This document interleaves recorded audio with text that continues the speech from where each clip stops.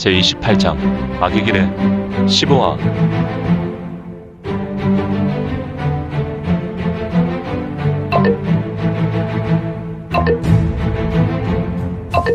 구독과 좋아요, 알림 설정 부탁드립니다.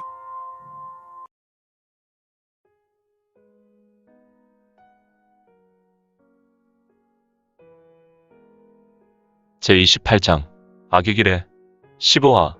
웃음소리에 흙의 무사는 하늘을 보았고 그곳에는 앙천광수하는 혹연이 있었는데 내 놈이 미친 것이냐. 여기가 어디라고. 찾아와서 우리를 공격한 것도 모자라 미친놈처럼 웃고 지랄이냐. 이 형님이 웃고 있는 것은 맞다만 지랄은 한 적 없구나.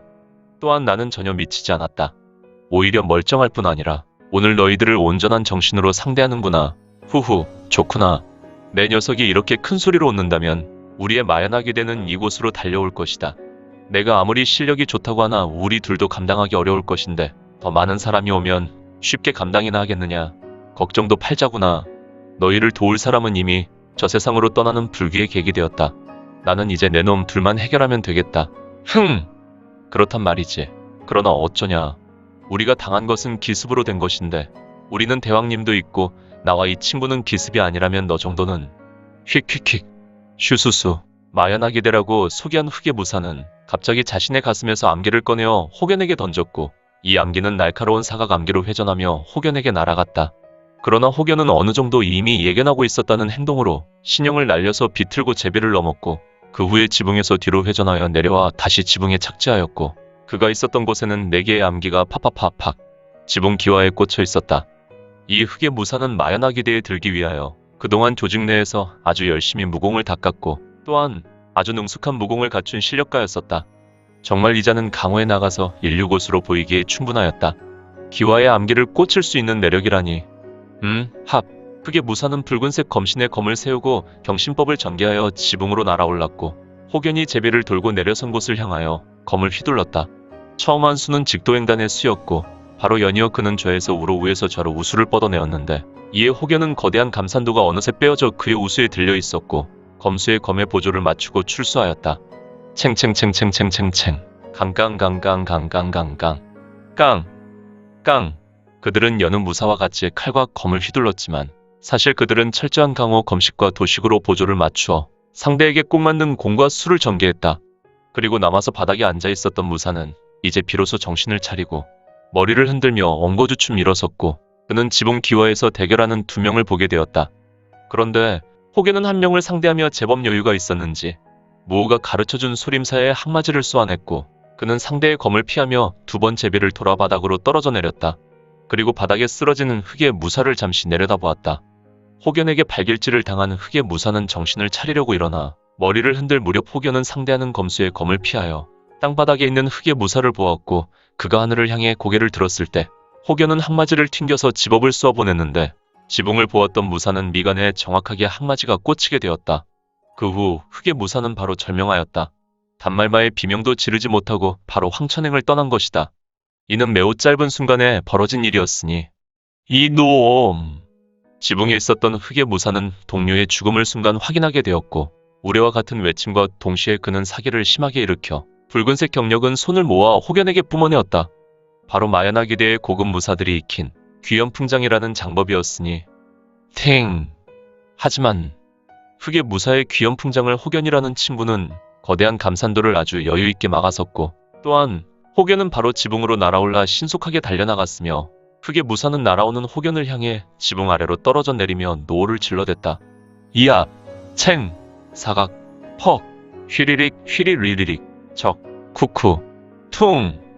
혹연은 검수의 검을 거대한 감산도로 한 번에 쳐냈으며 혹연의 내공력과 거대한 도의 검수의 검은 하늘로 날아가 버렸고 연속해서 혹연은 좌로 돌을 휘둘러 흑의 무사의 수급을 단번에 잘랐다. 이후에 그는 공중에서 회전하여 검수의 몸뚱이를 2발로 밀어넣었고 머리를 잃은 검수는 보기 좋게 땅바닥에 처박혔으며 이미 혹연은 지면에 내려섰다. 후에 검수의 수급도 땅에 떨어져 구르고 있었다. 혹연이 펼친 수는 정말 깔끔한 한 수였다. 혹연은 스스로도 대견스러웠는지 되게 만족한 미소를 짓고 있었다. 짝. 모호는 석등에서 서서히 걸어 나왔고 혹연의 무공의 손뼉을 쳐주었다. 혹연아, 정말 깔끔하구나. 너는 정말 소림사의 무공을 한 수 배웠다고 자랑해도 되겠다. 나안보에 이어서 정확하게 나안도법을 전개하였구나. 물론 나중에 수급을 뵌 것은 소림사의 대원도법이었으니 어찌 소림사 나의 사제들. 이 녀석들은 절밥을 축내는 땡중들이니 그들은 수년을 반복해도 되지 않을 것을 너는 고작 45일에 완전히 정복하였구나. 허허, 미타불. 형님, 감사드립니다. 하지만 소재의 얼굴에 금칠하는 것은 이 동생이 교만할까 두렵습니다. 녀석아, 요즘은 자기 광고 시대다. 예전에는 자신을 자랑하는 것이 흠이었지만 지금 새 시대가 열리는 명나라 초기이니 너는 시대가 바뀌었고 지금은 자신 스스로 자랑한다고 해도 크게 흉이 되지 않는다. 오히려 겸손한 척하며 계속 그런 모습을 보이면 진정 겸손한 것이 아니라 겸손한 척을 하는 것이다. 알겠습니다. 형님의 말씀. 세이 경청하겠습니다. 응? 이건 뭐야? 모호는 혹연에게 이야기하다가 조금 얼굴에 인상을 썼고 그는 하늘을 쳐다보았다. 이 어두운 밤하늘에는 달빛도 금세 사라졌고 하늘에서 빗방울이 하나둘 떨어지고 있었으며 그의 대머리에는 빗방울이 튀기며 그 빗물은 다시 땅으로 떨어지고 있었다. 형님, 비가 옵니다. 어서 이리로 오시죠. 혹여는 신형을 날려서 쳐서 처마로 몸을 피했고 모호에게 손짓하여 자신과 같이 비를 처마에서 피하자고 하였다. 하지만 모호는 호신감기를 일으켰고 비는 모호가 입고 있는 가사에 떨어지는 빗방울은 스미지 못하고 그의 몸에 닿을 듯한 빗방울들은 호신감기에 튕겨나가 빗방울들은 기세를 잃고 다만 여러 방울로 흩어지며 바닥에 떨어져 내린다. 헐, 형님, 그건 또 무슨 신공입니까? 소림사의 신공입니까? 후후후후후후. 녀석아, 이는 소림사의 무공이 아니라 내공력으로 만들어낸 호신공부이니라. 헐, 형님, 그렇게 좋은 것이 있단 말입니까? 그렇다면 제게도 가르쳐 주십시오. 저도 그런 무공을 하고 싶습니다. 녀석아, 너는 그동안 무공벌레였으나 지금 이것은 배워서 되는 것이 아니라 천령님께서 내게 가르쳐준 내공신법을 수년간 운기주식하면 쌓여서 자연스럽게 할 수 있는 내공력이니 그리 알아라. 허허, 제길. 그렇다면 시간이 답이군요. 그래, 하지만 시간이 지난다고 그냥 이루어지는 것이 아니다. 부단히 노력하고 연공해야 한다. 하하, 알겠습니다. 그런데 혹여나 너는 지금 이 소리 들리지 않니? 네? 무슨 소리를 말씀하시는 것입니까? 녀석, 잘 들어봐라. 이것은 퉁소 소리입니다. 빗소리에 잘 들리지 않았지만 분명 퉁소 소리입니다. 그렇구나. 퉁소 소리. 어떤 미친 녀석이 이 밤에 퉁소를 뱀 나오게. 형님, 저기를 보세요. 응? 웬 불길이. 이렇게 비가 오는데 불이 제법 심하게 올랐구나. 형님, 저곳에서 퉁소 소리가 들립니다.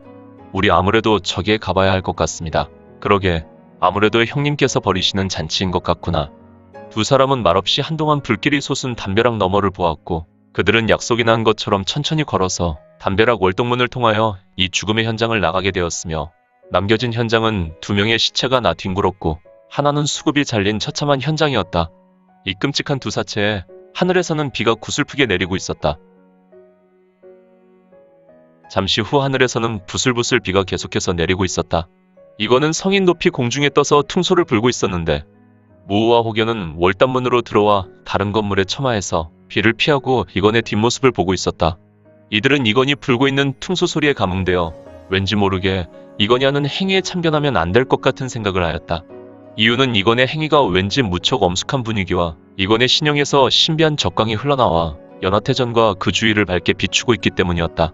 모호와 혹여는 이건의 신형에서 나오는 아우라와 신비한 적광에 의하여 기세가 눌려 숨죽이고 이건의 행위를 단지 지켜보고 오직 침묵하고 있었으니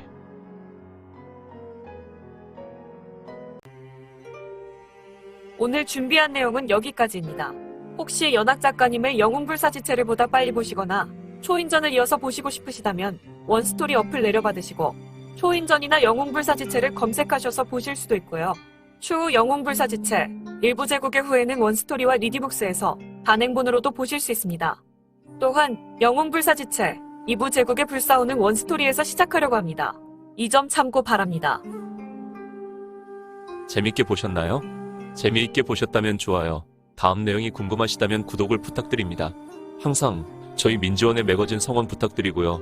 아쉽지만 다음 시간에 만나 뵙겠습니다. 모두 건강하시고 오늘 세상에서 최고로 멋진 하루 되세요.